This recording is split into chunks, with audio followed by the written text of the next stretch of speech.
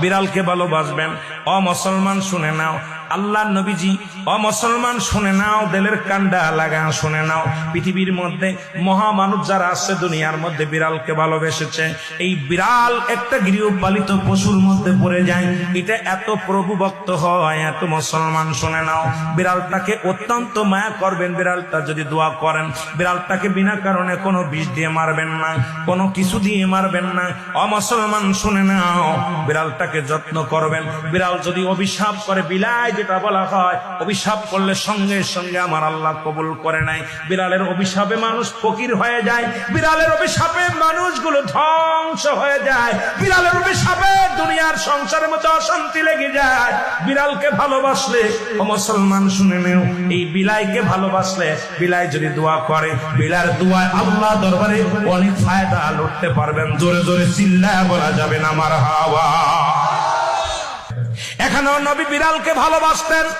এখনো Mecca Medina অসংখ্য বিড়াল আছে যারা মদিনায় গেছেন হজ করতে। আমাদের সভাপতি সাহেবও গেছেন।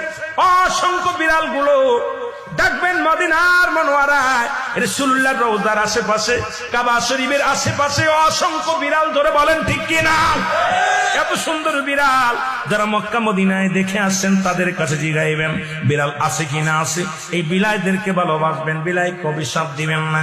একবার এক মহিলা অমুসলমান রাসূলুল্লাহর কদমের মধ্যে একজন বিড়ালকে বিষপান করায় মেরে ফেললো।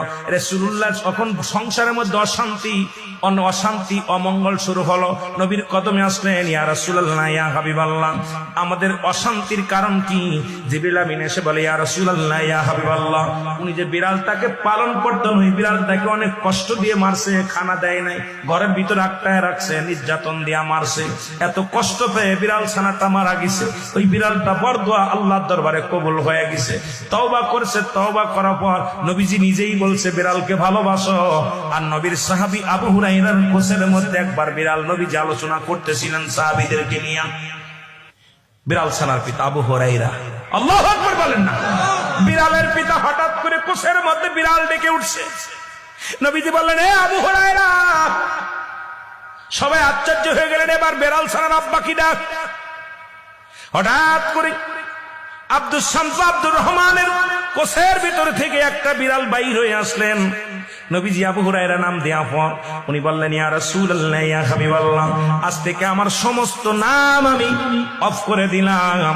আমার নবী আজ থেকে বিড়ালের বাবা বলে আমারে ডাকছে, আমি বিড়ালের বাবা হই। জগৎ বিখ্যাত একজন সাহাবী, যিনি পৃথিবীর মধ্যে বিড়াল ছানার পিতা নামে আখ্যায়িত। জোরে জোরে চিল্লায় বলেন মারহাবা।